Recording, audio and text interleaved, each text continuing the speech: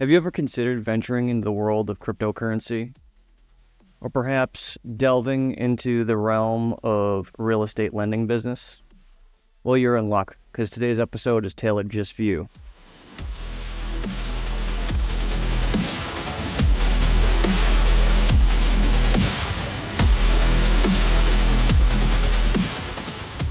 Hey there, dreamers and doers. Welcome back to The Founder's Journey. I'm your host, Jonathan Killam. In this episode, I had the pleasure of sitting down in my home with Paul Rink. Paul is a good friend and a fellow investor who is also deeply entrenched into the cryptocurrency world. Paul generously shares his insights into the crypto projects he's involved with, offering a glimpse into the exciting developments and innovations in this rapidly evolving landscape. Moreover, we delve into the inner workings of our real estate lending businesses. We exchange perspectives and strategies that have helped propel our businesses forward. So if you have any interest in crypto or real estate, I suggest you hang tight all the way to the end to pick up those gold nuggets. If you haven't done so already, go ahead and smash that like button for me. It really helps the algorithm know that this is good content and push it out to other people. Also, hit subscribe and ring the bell so that you get informed when my new content comes out. And without further ado, let's just dive right into it.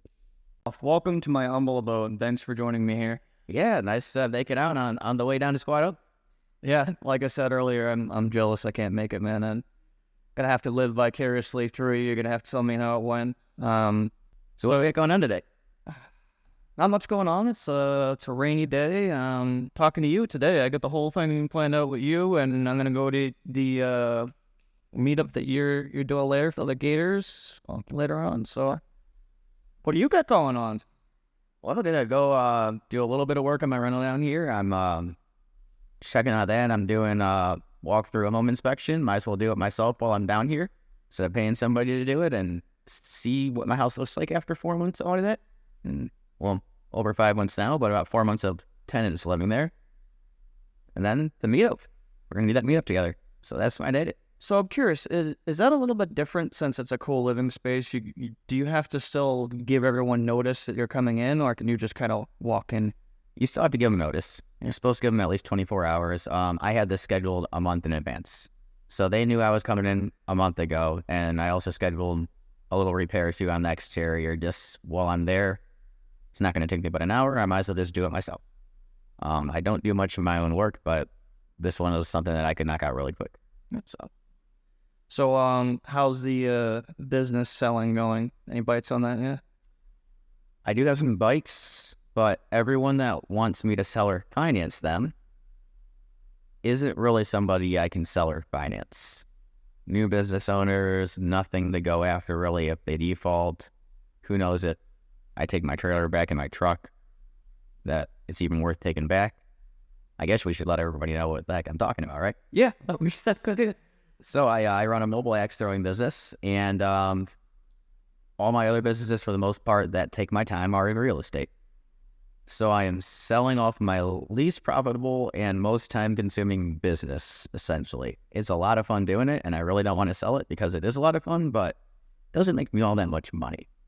So I'd rather sell it off to someone that can take it a little bit more serious, put the time into it, and I'm attempting to sell it around my own house, around my own area, because that's where it's most valuable. I built a customer base.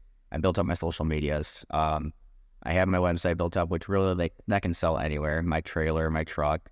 I'm offering coaching to help them get started as well, included, and I haven't worked that on the business, so I'm trying to sell or finance it so I get a higher sale price and take some of that money down the road. So I know you exited your W-2 job.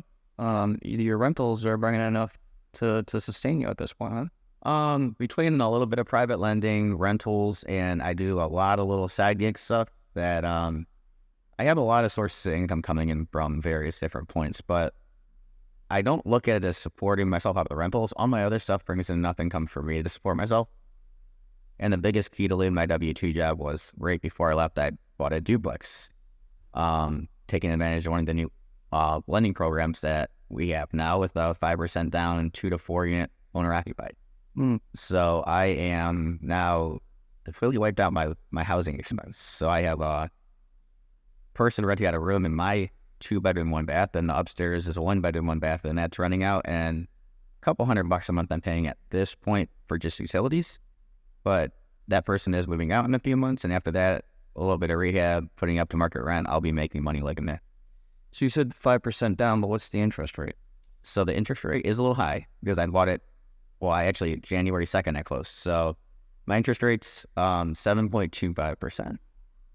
But I got into the deal for $9,000. Yeah. So I bought a house for $9,000 that I'm not really paying to live in. So a little bit of money up front, and then once I move out, it's really cash flow. And honestly, a better deal than this sub too. Yeah. I mean, it cost me $34,000 to get into this thing, but I took over someone else's mortgage at 5%. Yeah. So it's like, and seeing the area you're in, they're still building up. It's in a growing area. It's going to appreciate a lot better than the duplex I bought in a C-class area. yeah. So, but if we didn't have Liam, our 12-year-old, we probably would have been looking more for a duplex and better. Yeah. But since we actually have a family, it's a little bit more difficult, and we have to make sure that we're providing for him properly. So, all right. I didn't want to stick him in the city. We were in Charlotte. I wanted to get out of Charlotte for his sake, and I wanted him to have a decent home to live in. So instead of house hacking and doing that sort of thing, that's the route that we decided to go. And we all know that most duplexes, triplexes, quadplexes aren't in the greatest area. And the ones that are way too expensive. You might as well just buy a single family house. Yeah. So, yeah. So what's your like biggest cash cow right now? So you said you have multiple different streams of income. What's the one thing that is actually bringing you in the most right now? So consistently, it is my Hive Mapper dash cams. Oh, tell me about that. So it's a cryptocurrency project, and what Hive Mapper is doing is mapping out the entire world. They're kind of like Google Maps, but so the data quality isn't quite as good as Google Maps, but the value in the maps is that it's more consistent and fresher maps. In certain areas, this project already has paying customers for their maps for so many different reasons, and some that they can't even disclose as far as the partners that they have now. But weekly, we get paid in a crypto token called Honey. It's very volatile. Anybody that doesn't know, the crypto market is extremely volatile, especially in the smaller market cap tokens and coins. But even at where it's sitting at about 9 cents a token right now, I'm pulling in anywhere between $400 and $1,200 a month, $400 and $1,200 a week. And the highest month when the coin was sitting way higher, the token was sitting way higher, I pulled over a little over $3,000 in 1 week. Nice. Now that was, one of the peaks. They got listed on Coinbase, so I just kind of got lucky at that point that the coin essentially tripled in value in a week. Yeah, that's awesome. So one of my miners is actually sitting over there. I turned it off. We didn't have too much noise in here. Yeah. So tell me a little bit more. Like, does it take video or pictures? Is it like a dashboard camera? And how does it work? So there's different cams. The one in my car, actually, they all take pictures. They're just like on burst. It's just taking pictures over and over and over again. Like, for instance, it only does map an hour after daylight, and it shuts off an hour before sunset. That's like your mapping time, where they actually pay you for your maps. On the way down here, I probably got about 5.5 hours of daylight mapping, and I mapped 60-something thousand images. So it's a lot of images. And when they're mapping, the biggest way that you're getting paid is, daylight hours, the quality of the angle of the cam. So there's different mounting positions. Sometimes people don't mount it well and it doesn't get paid as well. And then there's also, you can have 2 cams to run a side mount as well. The side mounts pay a little less, but it's still valuable data. And like I said, I run a whole fleet of these things. I have some of them in Charlotte here. I have 3 in Charlotte right now. Actually, I'm getting 2 of them back today because they're just not performing very well. So I'm going to put in other people's vehicles. I have a couple in Miami. I have a couple in Oklahoma. I have a couple in Tennessee, and I have a whole bunch up in Cleveland, Miami. But I have 12 of them running now, and then mine, so 13. I have 2 more coming in next month. And these are all like their first generation cams. They also have a new cam coming out in third quarter, which is supposed to do more video as well. So there's certain people, I guess some of their customers are looking for video footage of areas, whether that's to see road conditions, to see new development coming up with like out-of-country investors, developers looking at different areas. It's a lot cheaper to pay for data and look at the areas rather than bring a full boots-on-the-ground team here. So there's so many different reasons that people are buying this data. My thing is just seeing that this is a cryptocurrency project that's growing. There's a use case and there's a customer for it, because there's so many different projects in crypto that have no customer. They're just fluff and hoping the token price goes up. So like the two crypto projects that I'm deeply embedded into are Hive Mapper and Helium Mobile, two useful crypto projects. Helium, I thought I heard something bad about that project recently. And I saw somebody too who was like giving away their modem. Is there any news on Helium? So Helium, there's the phone plan, which is the biggest thing that they have going on. It's a $20 a month phone plan. But they were doing like a Wi-Fi thing at one point. What's that? So you can also mine HNT, which is their Helium token, and there's a Wi-Fi, which they're still doing it, Wi-Fi hotspots. I have a hotspot, and that's where I think there's their lowest point of the entire project. They're supposed to have like in-home Wi-Fi hotspots where you can put them in businesses, and it's supposed to help replace your internet connection. I can't even get mine hooked up. It was a $250 hotspot. I went through customer support. I probably have about 8 hours in to try and hook this thing up, and it's just sitting there, because the problem with a lot of these crypto projects and any startup really is they're pretty bootstrapped, so they don't have great customer support. And you as a business owner, me as a business owner, our time is valuable. So I don't want to spend 8 hours to try to freaking hook one of these hotspots up that, yeah, if the token goes up in value a lot, it was worth it, but I'm honestly gambling at that point with my time. I would rather spend it on underwriting deals. I also transactional coordinate Warby methods now. And those things take a little bit more of my time and other people's money and deals are on the line. So I should probably focus on the jobs I'm getting hired at rather than trying to hook up a stupid hotspot that could make me some money or could not. Yeah. So for the Hive Mapper, the honey token that you get there, are you holding on to that or are you converting it and paying yourself? The past 4 weeks, I have been holding on to it. I've been dealing with crypto since 2017, so I understand the cycles pretty well. And as prior cycles aren't essentially going to reperform again, until that cycle of cryptocurrency, that 4-year cycle is broken, I'm going to keep playing it as if that's how the cycles are going to perform. And right now, we're more in the beginning of a new cycle than at the end of a new crypto cycle. So I have a price point that I'm happy to sell it at, and that's about 16 to 20 cents a token. Somewhere in that range, I'll probably start selling all at 16 cents again. But the past 4 weeks, it's dropped down a lot. The crypto markets went down a little bit. Realistically, if you look at it over the year, it hasn't been too much of a dip. But that's a lower cap token, and it's dropping more than the average market. So right now, I'm holding on to it and just keeping it each week. The biggest problem with keeping it and not cashing it out every week is you have to think about taxes. Yeah. So how's that taxed, right?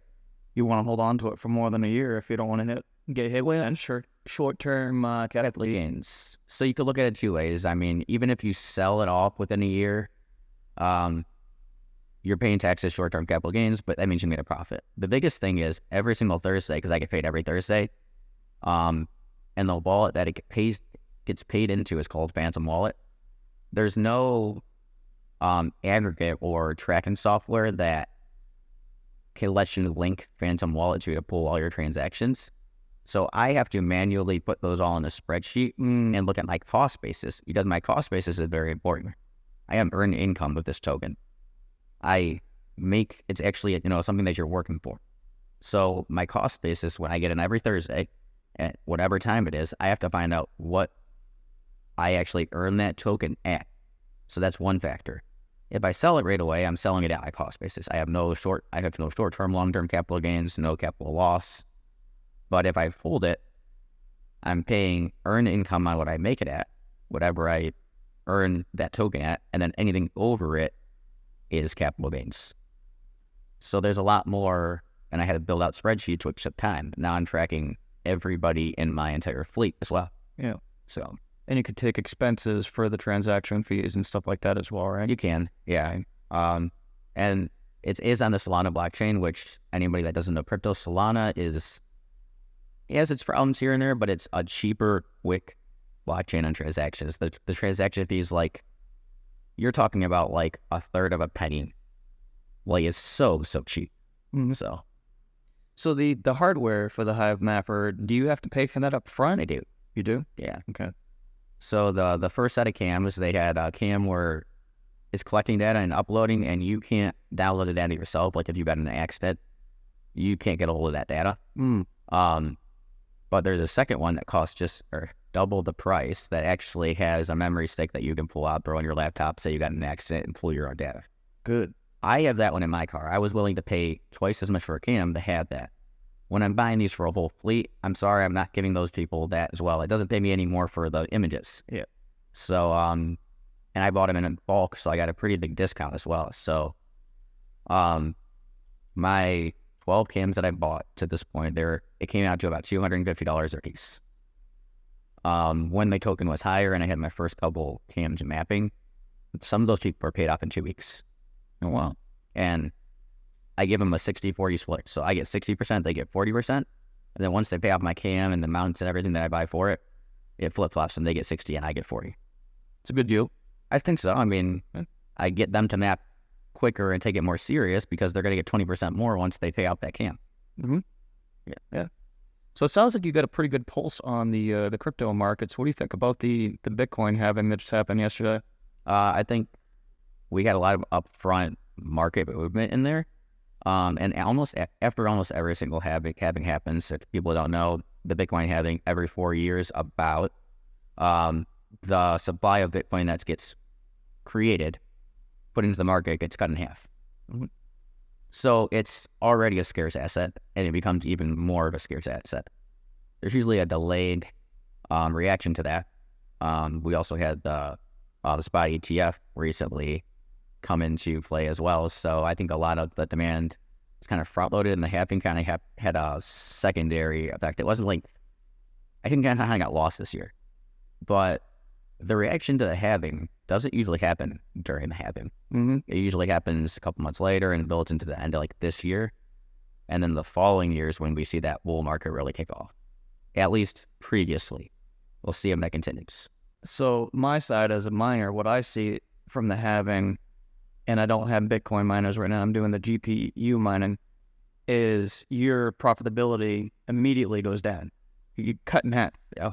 It's great if, it goes double in the market. So if it went from 60 to 120, and then sure, like we're pretty much where we're at.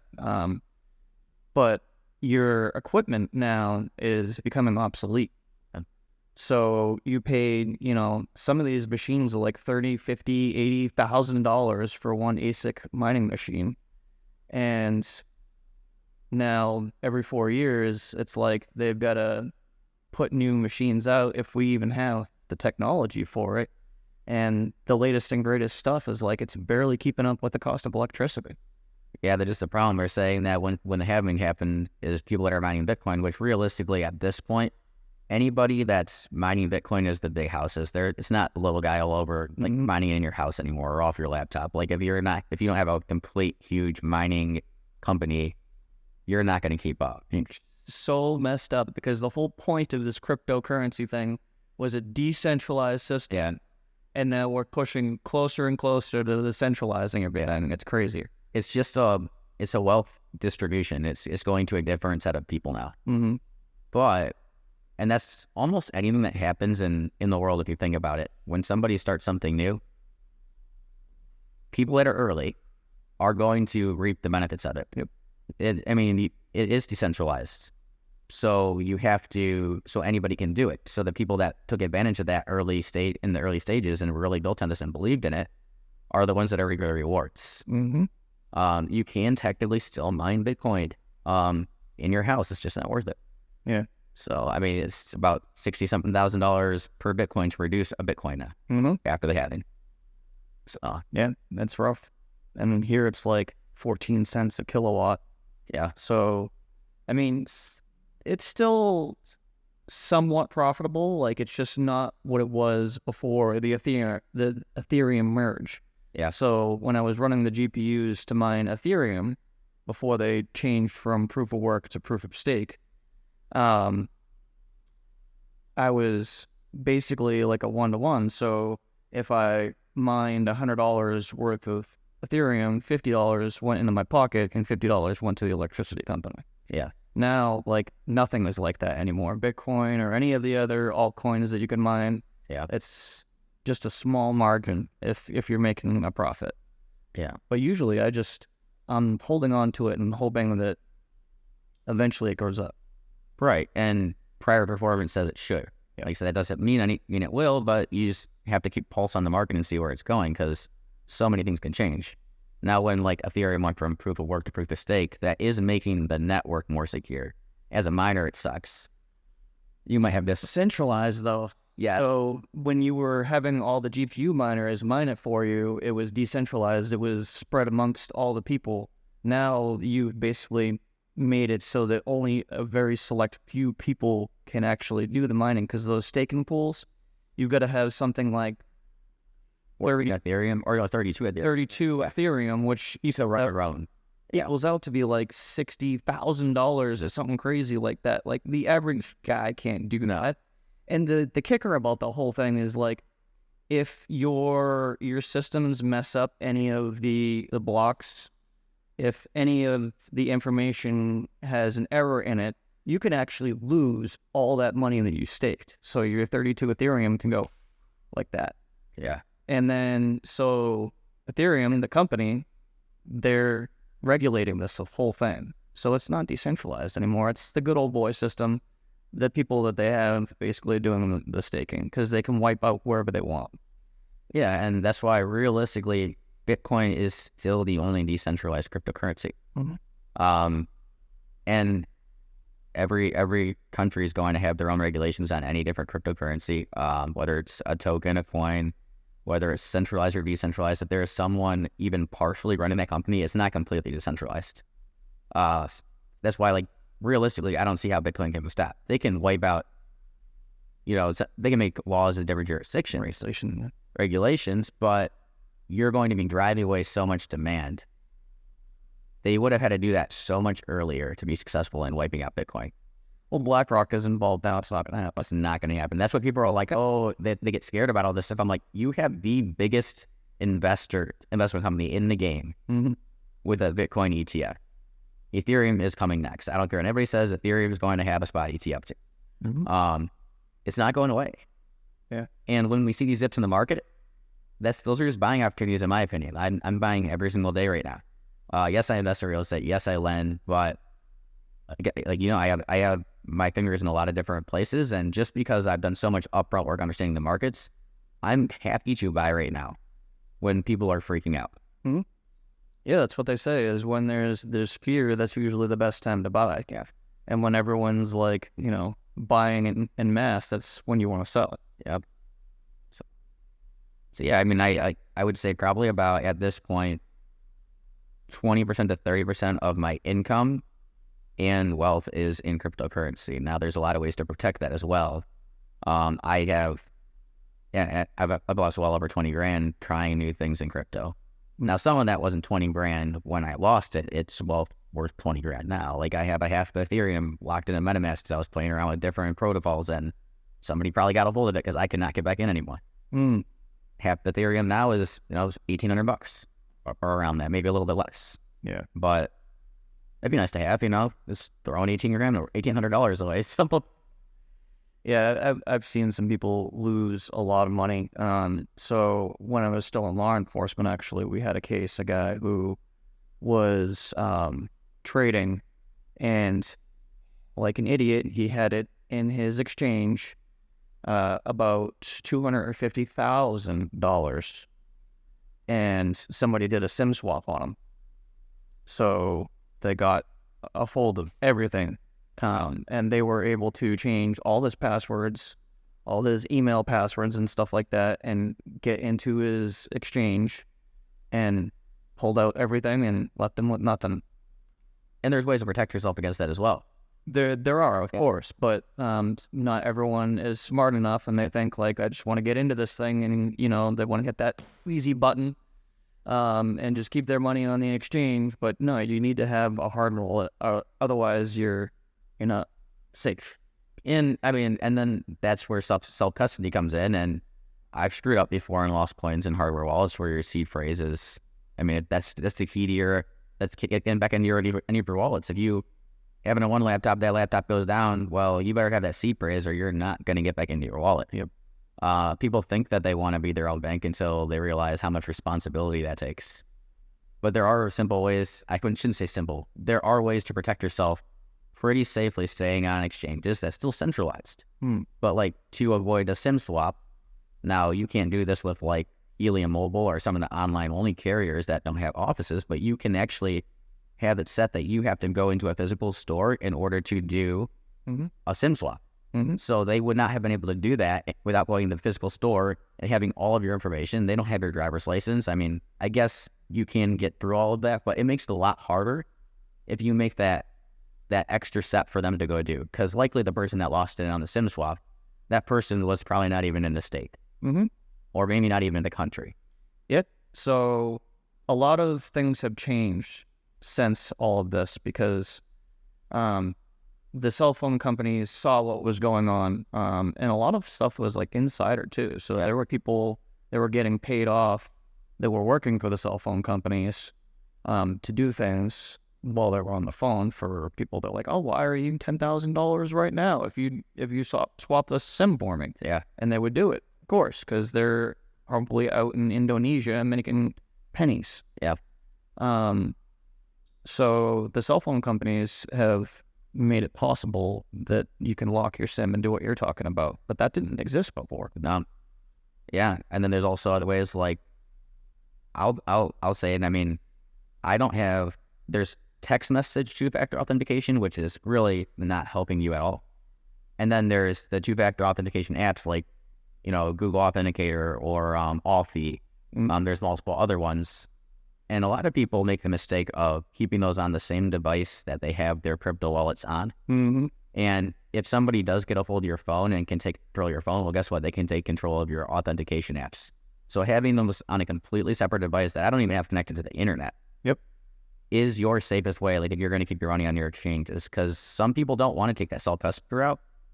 That would probably be one of the safest ways to go about protecting your crypto, or getting something like a YubiKey, which is... That's what I was just going to say next. Do you have a Yubico key?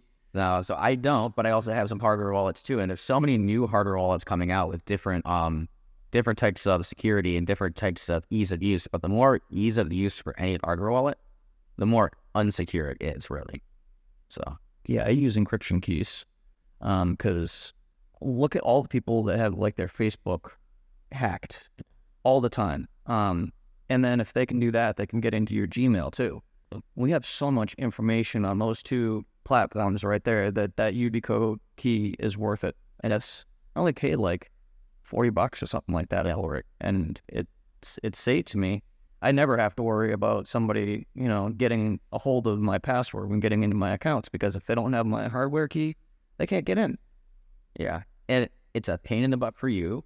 But it's a pain in the butt for you that is definitely a pain in the butt for somebody else too. Yeah, sometimes I go to log in and I'm like, oh crap, and I got to run across the house and go get my key out. Yeah, but just think about it that way. The harder it is for you to get into your own stuff, like the harder it is for somebody else to get in as well. And there is different hardware wallets to use, like Ledger, or I've been using Tangent too now, where it's like a credit card essentially, but there's 3 keys. And just common practice, I don't keep everything on one of them. Some of my stuff's on exchanges because I trade it, but I also have my best protections I can while using multiple factors of authentication. The stuff that I can essentially pretend to forget about and just log in to make sure that it's still there, and then I remember, everything. And just kind of every month I'll check on my wallets that I've actually helped quite a while, that none of that's moved. Like all these transactions are on the blockchain, they're public, but it's a lot harder to figure out whose public addresses are whose when the money is not moving a lot. So a lot of people don't realize that all other than like the completely private blockchains, you can look up every single one of my public addresses. You don't know their mind for the most part though, and it takes a lot to figure that out. I don't even know how to do it other than, I guess I wouldn't be able to figure it out if I was just going through like Solana scan or Etherscan to find all the different transactions. It would be so hard to find your public address. Yeah, and for miners, it's like unless you're pulling your money out into your bank account at PayPal or something like that, how would they know? Yeah.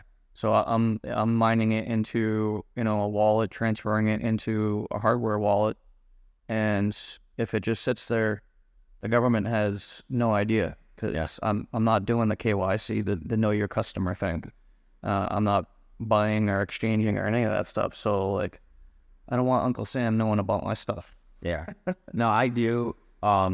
Even with my MetaMask or some of the other wallets that I have, I do put all of my different, I leave whatever I can to, I use CoinLedger every year for my taxes. Mm-hmm. Because if at one point I do go to sell that and pull it back into a self-custody, or not self-custody, back into a wallet that takes KYC, or an exchange that would take KYC or need KYC, like Coinbase or any other exchanges, there's going to be missing data somewhere, and that trail is not going to match up, and it's just going to be a pain in the butt down the road.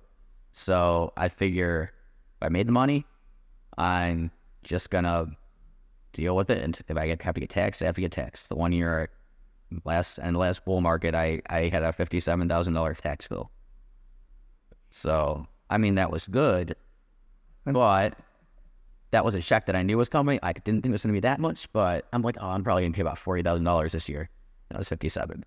Wow. But I did a lot of swing trading, like 1-2 week trades. Sometimes it wasn't day trading, but I wasn't like specifically day trading, but I was moving a lot through like Voyager and Celsius, and I was caught onto those very quickly and got high yields, and then 90 grand locked on Celsius and a couple grand locked on Voyager, but it's still an overall worked out for me. So if you have to pay taxes like that, well, that means you did well. So you had mentioned the Ledger wallet. There was some controversy about Ledger recently. Yeah. What's your take on that? It seems like they might have a back door into that. They probably could, and I think any of these hardware wallets essentially could have a back door into them. So that's why at this point I have multiple different hardware wallets, and I keep some on exchanges or hot wallets. I just don't leave anything in one place. So right now I do still use a Ledger. I use Tangent. I used a couple hot wallets, and some of my funds are sitting on exchanges as well. At this point, because of what we learned from the last bull market, I'm not even playing around with any new exchanges or brokerages that pop up. I feel like at this point, and this is not advice whatsoever, but Coinbase have proven the test of time over and over again. They're dealing with some legal battles with some of whether they're securities or not, and whether their decentralized arm of Coinbase is actually decentralized. But either way, at this point, I think that they've built up enough to prove the test of time in some way, shape, or form. They're going to be here. Yeah. So I wish the government would just stay out of it, man. But they won't. If they want money. It's just they got enough money. No, the problem is they don't. They should have enough money, but the government doesn't know how to spend money. We know that. They know how to print. Although they know how to spend money, they know how to print it. They do not know how to manage any of that.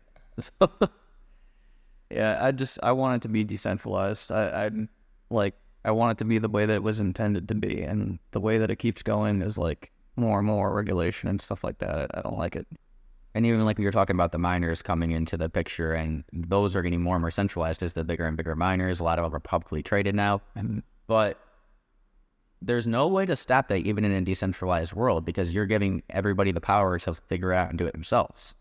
Most people don't like to learn new things. And then by the time they get big, they're like, oh, I should have done that. Oh, it's just like everything else. It's like, well, you had the option. This was one of the very few options we've had in our lifetime to get into something early. Mm-hmm. And I wasn't really even early in 2017. I guess looking at it now, I was. But realistically, we were back in 2009 when Bitcoin was actually created. And the people that were, buying pizzas for 10,000 Bitcoin were like, think about it now, like how much money that's worth. But those were the innovators that proved that this could be something. Yep. So, man, I wish I would have got in. I wish I would have gone in then. I've only been in it for 3 years now. Yeah. So I got in late. And it was, I saw something and it was basically like I thought that I could have these machines work for me, right? So like I could build these machines and then kind of just set it and forget it and have that one-to-one. And everyone was talking about the Ethereum merge. It was going to happen, but it had been delayed so many times. And I'm like, all right, maybe it's never really going to happen. This thing's profitable. I know I can do this. So I'm going to give it a shot. And I went in pretty heavy. Yeah. And I have... Yeah, you got a big rig set up over here. So this is a small operation here, my brother. So this is 6 GPUs. I've got a total of about 60, but they're mostly all offline. Okay. Because I'm not going to spend, $2,000 on electricity if it's not going to be profitable for me. Most people don't have that going on, though. Most people are just buying and selling stuff on all the exchanges. They are not actually making any active income. So, yeah. But it is what it is. Yeah. Unfortunately, it didn't work out the way I wanted it to, but I'm still alive and still breathing, and it still makes a little bit. But like I said, I'm just holding on and hoping that it goes up, and that, it'll be worth it in the end. Because right now I'm eating the electric bill. That's why I don't have them all on. Right. And, but that's not, you're not banking on that. That's just so you were trying to make that a little side gig, and it's not a side gig right now. Yeah. But you have so much more going on in how we met in the Gator community, and you're being extremely active in there. We see each other multiple times a week on Zooms. Yeah. So trying to help out other investors and bring them money, right? Yeah. So how's that been going for you? Because of a lot of things that have been going on in the connector community, with connector stuff, I have still been pushing, but not as hard as I was before. I feel like we need to get a lot of our systems in place to better protect us as connectors. Yeah. Whether that's even the word we can use anymore. We were both on plenty of Zooms lately that we're trying to figure out what we can and can't do. I'm still private lending myself. Sometimes I'm bringing people with me. And every single time we put money out there, or at least I put money out there, I'm getting better at what I'm putting in my contracts, what contracts I'm using. If I'm connecting, and this is why I've held back more, what do I really need to best protect myself if something goes bad? Because I don't want to put everything I've built with my rental properties, with my crypto stuff, with my other little side gigs. I don't want to put all of that at risk because of a $2,000 or $3,000 connection fee, So if they're in separate entities, though, you should be okay. Well, some of my houses aren't right now because of what I've done with house hacking. Even if I put those in a separate entity, which one I did, it's really not protected in a single member LLC. It's essentially, even when you're commingling, if you were commingling funds, like using your funds from your bank account, putting them in your LLC back and forth, you're not acting as a separate entity. Well, I put my house that I have a 2.25% 30-year mortgage on in my LLC. My name's on that mortgage. I'm done right there. If they really wanted to go after me, I'm not giving myself any extra layer of protection. What I do have is an umbrella policy over all of my properties, whether that's in my LLC or in my personal name. So that is my biggest layer of protection now, on top of my regular insurance. So, does it cover litigation, though? I really don't know. I don't honestly don't. I would want to look into that. But I do have a lot of people that maybe I shouldn't trust as much, but I trust people that are professionals to do their job and protect me. And there are plenty of things that I need to do with this year period that I'm putting better systems into place with what I have. I'm not trying to scale or grow super fast right now because there's things I can do with the current properties I have that I can get more cash flow out of and better protect myself and put better systems in place. Just like in my private lending business and just like in what I'm building out with a fellow Gator partner right now, building out our arm of transactional coordinating mortgage methods. Awesome. Yeah. So yeah, I'm just working on trying to bring people into my portal, JK Creative Systems, and do double closings and EMDs. And it's been rough, to be honest. So a lot of the wholesalers, they've been in it for a long time, and they've been told for so long, like, you only need $100 consideration to open up these contracts in escrow. So, trying to convince them that they should probably offer a little bit more, and maybe they'll get more contracts that way. It's difficult. So it's been all right. It's a grind. Gotta keep going. In states like Ohio, you legally don't have to put any EMD down. If it states that you were supposed to in the contract, you do. Yeah. But to make it a legally binding contract, if you don't have that stated, you actually don't need EMD in Ohio. Wow. So you can have a legal contract. No consideration. No. Yeah. Wow. So it's not even a hamburger. Guess not. As when this started, I'm guessing we both joined Vader at a similar time. March, April last year, sometime around then. Yeah. We were pretty much, it sounded like everybody needs EMD, and I brought it to one of my local RIAs, and I was talking to some people that are doing this arm of the business, and they're like, you don't need EMD in Ohio. And I was looking into it, I'm like, crap, we don't even need this. Like, now, a lot of contracts still have EMD. It gives consideration, it makes you a legit buyer. But if it's not written in there, you have a legally binding contract in Ohio still. And I don't know state by state how that is. I know plenty of states you need it. But I'm not even focusing on EMD in my side of the business right now. Yeah, it's still a focus of mine. Good. And thanks for not competing with me. Yeah. No, I mean, if you could figure it out, that's great, because, I mean, that's how you keep your money protected, as long as you don't let it go hard. Mm-hmm. We're doing private money lending. It's a lot more risky. Your money's going hard. Your money's going out to work. And that's where putting the contracts together properly in the first place will protect you, and making sure, whether you're the one putting the money out or you're the one disconnecting the deal, that everybody has their role in the deal laid out fully is what we're finding out is the most important. So, the past couple of leads for private money loans have been like personal properties. I'm like, there, guys, I can't do it. It's got to be an investment property. I'm not going to foreclose on somebody's personal property if that ever, And you might not even be able to. It might go to court, and they'll be like, I don't care what your contract says, you can't take that property back. Exactly, and it's happened. Yeah.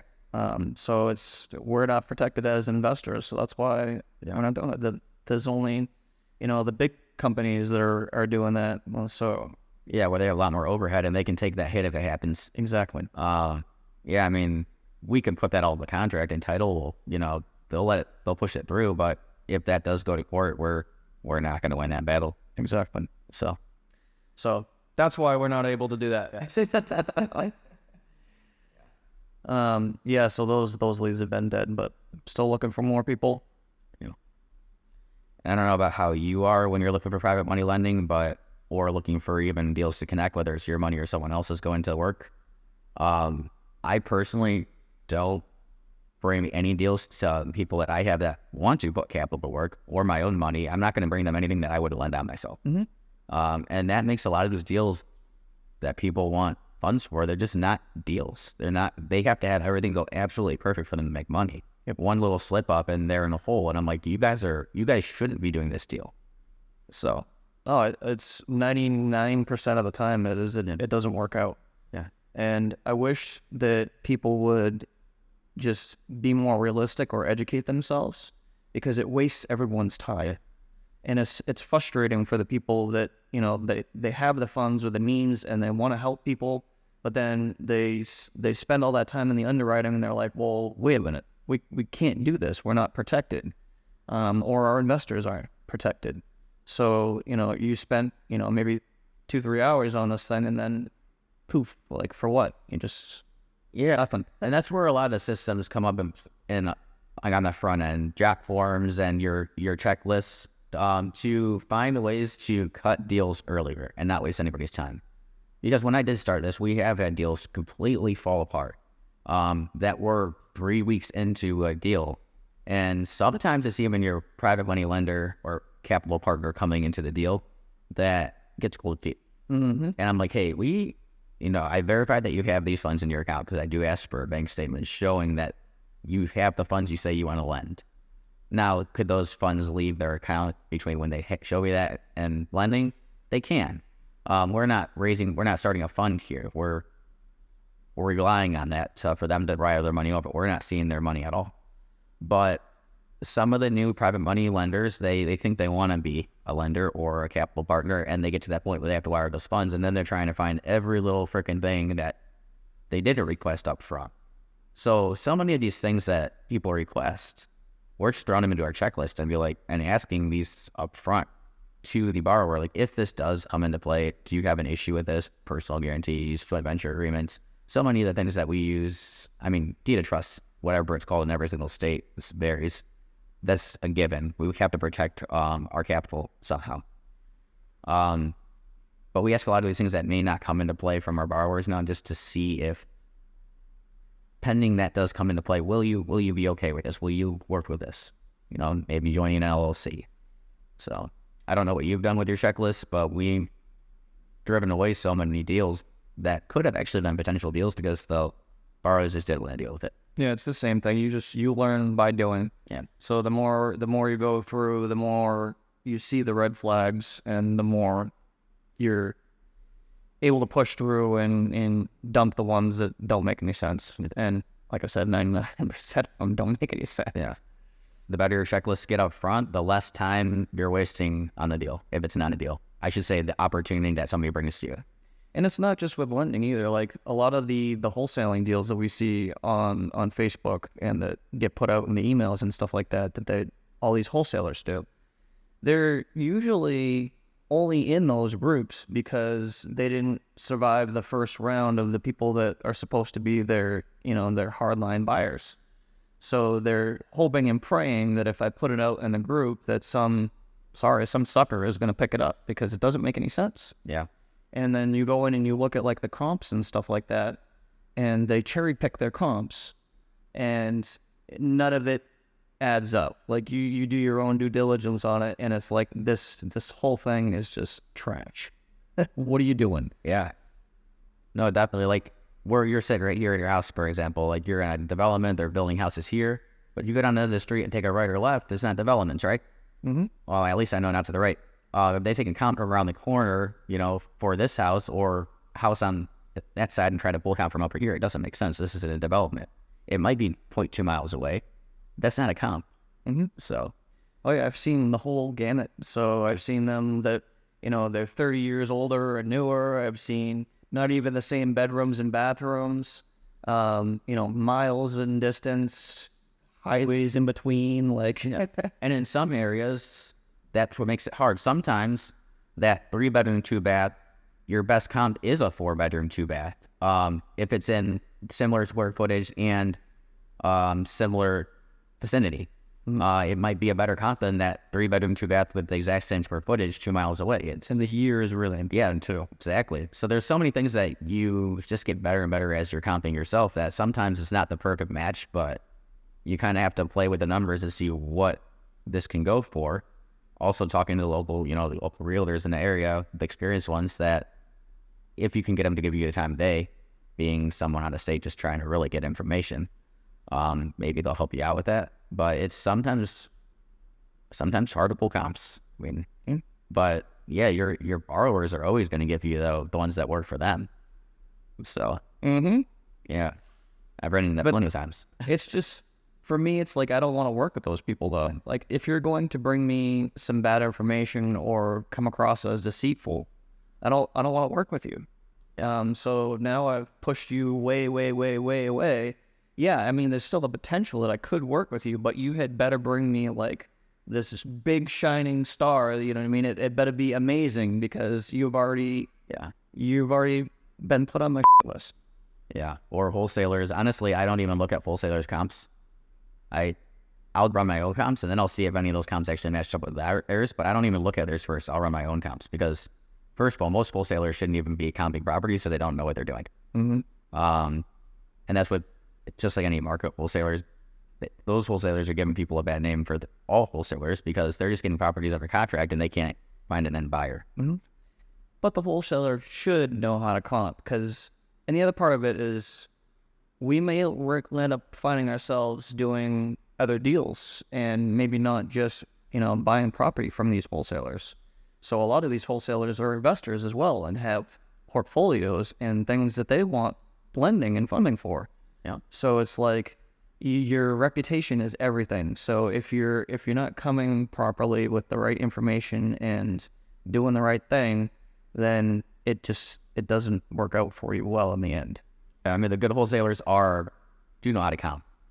And that's really how you find it out, depending on how well you're comping. Me or you or anybody else looking to underwrite these deals, like I said, I'll start with my own comps and backtrack to see if those were the ones that the wholesalers gave me, just like their rehab budgets. And sometimes it is tough to deal with rehab budgets when you're not living in that state, because that costs different everywhere. Yep. I would obviously love to lend in my backyard, but it's not like deals pop up in my backyard that need private money lending all the time. So I shouldn't say I'm forced, but if I want to keep lending, I'm going to start having to look elsewhere. And maybe we do run into that volume investor that's a good investor that now we can just lock down in our backyard and just keep making sure we're funding their deals. Mm-hmm. But that takes time to find that person or a couple people to do that with. So, hey, I remember you said you were looking at potentially putting an ADU on your property in Charlotte. Yeah. Have you done any more research into that? A little bit of research, and I can do it. It's going to take a lot of permitting and finding out if I have the utilities, like the water hookup. I might have to change up my water tank. I might have to I might do a couple different things with my utilities to hook that up. And I don't even know, I'm actually on septic there, not sewer. Oh, really? I don't know if my septic can hold up to that or not. So that's something that will have to get checked. Yeah, I'm not on that list for now. Rare for Charlotte. Yeah. Wow. And that whole street is not on sewer. Oh, wow. So I do have it's permitted. I mean, not permitted, it's zoned where I can do that. And mine would actually be it would be a detached dwelling unit if I did it. Mm-hmm. So right now, I haven't put a full lot into it because I'm still stabilizing the property, essentially. I'm fully rented out, but there's things I can do to up rents, including I have a conversation with Pad Split next week to see if I want to change they're kind of property management, but they're really not. It's really just a platform, and you're managing it. But to change that out, because Elko only allows me to go up to 6 rooms, and you've been in that house, a lot of those rooms are huge. Mm-hmm. You know I can get way more than 6 rooms in that house. Now, if I had that house in South End, those rooms, I could probably get $200 to $300 more per room out of those rooms. But where I'm at now, in the area the property's in, I'm not getting South End rents for those rooms. So the huge rooms isn't really benefiting me. Where if I could put 3 more rooms in there, it would. Mm-hmm. And I've had some issues with Elko and this is on me not doing enough in my upfront work. I've done this type of model in my own backyard, not to that scale, but I've rented out room by room in my own houses. So I learned a lot of things that I had to ask. For some reason, Elko keeps the late fees. So if a tenant's late, for some reason they feel like that's their money. And it is in the contracts that way, everything they have written out. But I'm like, that makes no sense. Luckily, I have had one tenant that's been late a few times. And I can approve whatever they're proposing. And they have paid out the date that they have been proposing. But there's late fees associated. I don't get those. That doesn't make any sense. It doesn't make any sense at all. And a lot of the things that, and I don't know if this is going to be different with Pad Split compared to Elko, but I'll find that call out. When I get back from Squad Up, I have a call the next week with them. They have gotten really slow with communication after I onboarded. They were great when they were trying to onboard me, and I got a hold of people on the sales team right away. But when support tickets are coming in and I'm trying to get some communication going and some intermediary, which they're paid to do and respond to these support tickets quickly, I should not be that first person to respond to the support ticket. That is part of her job. Yep. So I'm running into some problems with them. And I'm going to look elsewhere because I think that property with 3 more bedrooms is going to yield me more, even though I'm going to have to drop reps. And like our buddy Jake, he does a lot of pad splits, and he's puts a mini fridge in each room, which I don't do now. And that's one more thing that I would think about. Like, I could pick up 9 mini fridges for $100, $150 a piece. Mm-hmm. And with more rooms and more tenants, you want to make sure that you're keeping people separate a little bit more. So if there's one more thing that they don't have to go to common areas, it's probably going to better suit the household. Yeah, I think that's a great idea, using the mini fridges. I mean, especially with groceries being so expensive right now, man, I'd be so upset if someone was eating my food. So I still do have my 2 fridges. I have 2 stoves in there, like in the 2 kitchens. It gives people more space.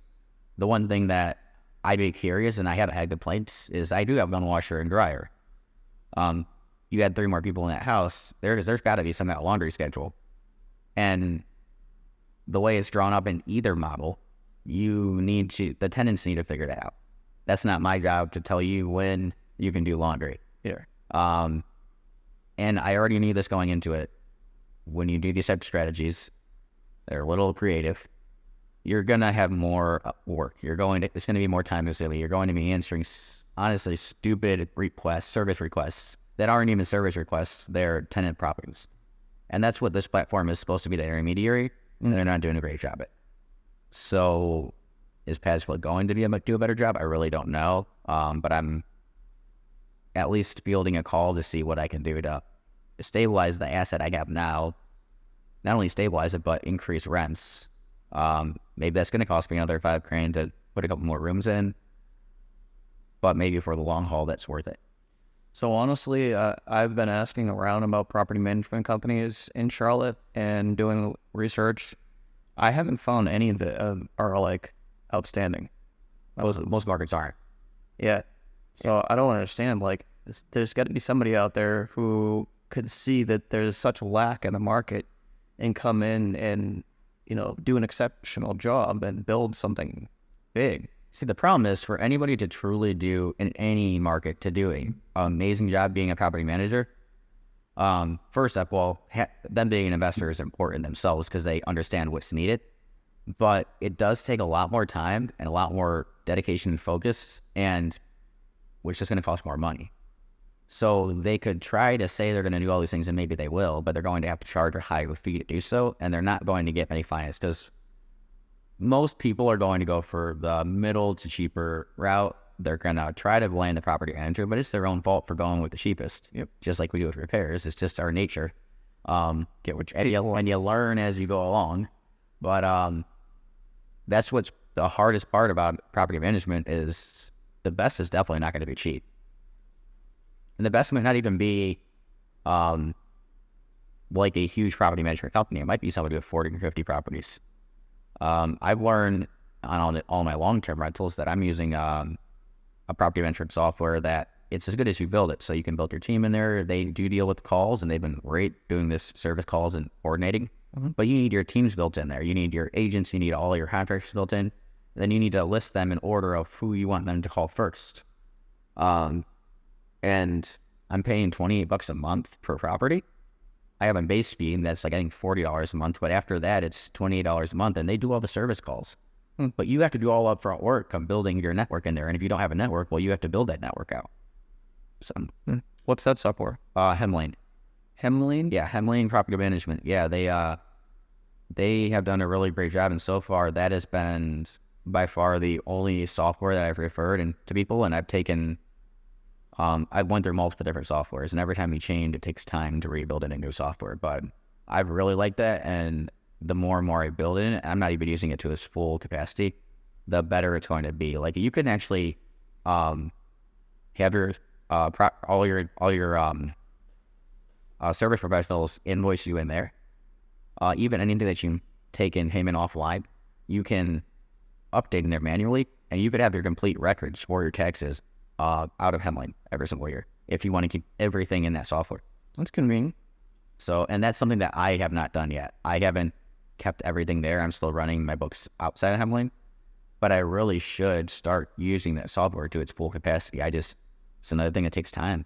So, what were you looking forward to in Squad Up Summit? So I am really looking to connect. Me and my partner Abdil, we made shirts that say who we are and what we're trying to do. So on the front of our shirts say, he's my private money my partner that's dealing with this connection business. So I'm trying to find more lenders and borrowers or capital partners.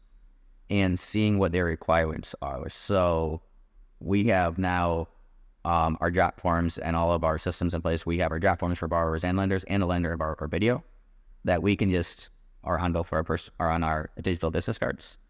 We can have people scan that, but we're trying to get people to come to us with our shirts. So it says, I could put your capital to work, ask me how. And on the back it says, are you looking for capital? I can't remember exactly how it says. We made the shirts, but essentially it's trying to pull in borrowers and lenders. Yeah. And we were bouncing around at different ideas, but we're looking for both sides, borrowers and lenders, and that's my main focus. I haven't let the connector business go. There's just some things that we need to fine tune to make sure we're protecting ourselves. Yeah, absolutely. So that's the main focus of that. Like, I don't care about seeing all the big wig names out there. Like, yeah, it's gonna be cool to see Grant Cardone and Cody Sanchez, but I'm not on their radar, and I'm not going to be on their radar taking a picture with them. That's not what I'm there for. I hear you.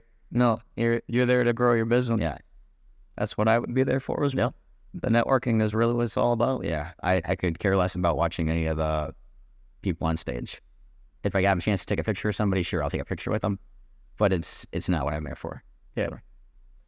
Slap it up on your Facebook. Yep. That's what we do there. It'd be marketing. Look who I'm with. So. Yeah. All right, brother. Well, we got the meetup here in a few hours, right? Yeah. And you got to do some work on your property, and I'm gonna try and get in a quick workout. All right. So I think we wrap it up, and I'll see you in a few hours. Yeah. Thanks for having me come out and let me see your beautiful house that you locked down sub 2. Thank you. Yeah. Oh, that was one of the things we were supposed to talk about before we go. So, the guy that sold this house sub 2 died. Really? Yeah. I feel like I didn't know that. I think you told me that. Yeah. Yeah, so I had mentioned it, and you said you wanted to talk about it. Yeah. So, because we hadn't closed on the deal when I was on your show. Yeah. So we closed, and that was the full reason why he had such pain and why he wanted to go, is because he knew he was going to die. So he didn't care. He's like, I just need to get out of this as soon as possible. I need a little bit of scratch in my pocket so I can get back to California and see my family. Yeah. So we accomplished that for him. So basically, we gave him his dying wish to get back and see his family, because it wasn't happening without us. Yeah. So after we closed the deal, one of the things that I learned is that when somebody does a change of address, and I already knew this, but it didn't really occur to me that this was going to happen. His mortgage statement started going to where his change of address was. He didn't change it within the portal, but because the Florida address, the postal service is locked in with all the baggies now. So the mortgage statement started going to his heirs after he passed, and so now that caused a slight bit of turmoil. They're like, kind of like, what's going on? We need to wrap this thing up. You know what I mean? Do we have an estate that we have to worry about and sell this thing and yada, yada, yada. So it's like, no, like, it is what it is at this point. Like, the deed is not in his name anymore. It's been sold. The only thing that's still in his name is the mortgage, and it's being paid. Yeah. And, like, here's the proof, because they were worried that it wasn't going to get paid. And it's like, no, it's on automatic payments. I'm not using a servicing company. I was going to ask that next. Yeah. Because it's a homestead, so yeah. And I didn't feel like I needed to. If this was a rental, you'd probably pick up a servicing company, right? Yes. Yeah. Yep. So automatic payments, it's always paid right on time. Here you go. And so one of the heirs needed some more talking down than the other, but eventually, like, we got them to a point where they understand the situation now and they're comfortable with it, and all is good. Yeah. What entity you end up putting this in? Kind of structured. So I did a lot of research on which way to go, whether it be within a trust or an LLC. And after listening to Pace talk about it a little bit and overcoming the due on sale if it ever does get pulled, I decided to just go with an LLC. So it's in its own separate LLC at this point. Yeah. Yeah, if I locked on mine, that's strange. That's the way we were going to go to. Yeah. I know a lot of people talk about, and I understand the whole trust thing, because, like, it helps avoid potential red flags for the banks, because that sort of thing happens all the time. Like, you're moving your property into a land trust because you want it to go to your heirs or whatever without probate. And there's actual laws surrounding that. I couldn't cite them right off the top of my head, but there's actual laws that are part of that so that, they don't have issues with it. But you also have to take into account taxes. So now if you have it in a trust, your tax rate is higher. So all things like if due on sale is ever called, like there's ways around it. Yep. It's like the boogeyman, right? So Right. it's not the end of the world. I'm not going to lose the house if it gets called, and you work through it. Yeah.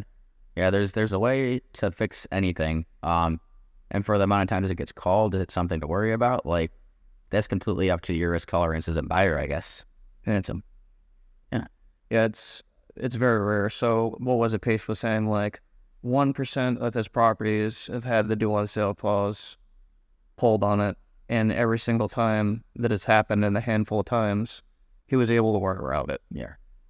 And it's basically just calling the bank representatives and having a conversation with them and asking them, how do we get around this? Because you have a performing note. Mm-hmm. Why do you want to get rid of a performing note? Would you rather I don't pay? Yeah. And then you have to deal with, not getting payment for 3 to 6 months or however long it takes you to foreclose on. And banks don't even foreclose on the property. They have somebody else that they pay to actually do the foreclosure. It costs them, or costs a bank like 40 to 50 grand to foreclose on your house. Or unless it's $500,000 to $600,000 house with a whole lot of equity, it's not worth it to foreclose on. They're gonna just let you keep paying it. Mm-hmm. So, yeah.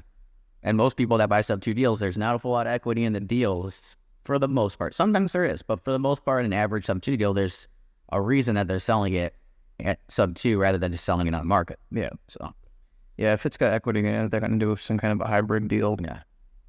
But yeah, so that's how that worked out here, and everything's fine. As this house is brand new. Yeah, it is. So he only lived here for a year, and ran into those health issues. So Yeah. Yeah, it's a big house. I mean, I've seen both your properties now. I mean, you let me stay in your old house, your Airbnb, for a couple of days, which was great. Oh, yeah, do you have my laundry? Yes, I do. I got to ask Sarah where it is, but my pleasure, brother. Anytime, we're happy to help. Yeah. Yeah. All right, well, that's it at this point. Let's wrap it up there. It's been a pleasure, brother, and thank you so much for coming. Thank you. All right, guys. Thanks for watching all the way to the end. So, Paul touches on Morby methods in this episode. If you'd like to learn more about what that is and how they work, Paul talks about that in his YouTube channel. I'll put the link in the description below for you. If you're looking for funding for your next investment, we'd be happy to help you over at jkcreativesystems.com. If you have funds and you'd like to maximize your returns, let's hop on a call. I'll put my calendar link also in the description below. I know I mentioned at the beginning of the video, but if you haven't done so already, go ahead and smash that like button for me.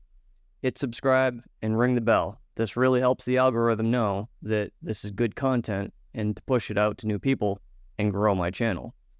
And hey, if you didn't like my content, you're always free to hit the dislike button twice. All right, ladies and gentlemen. Well, that's it for now. I'll see you on the next leg of the journey.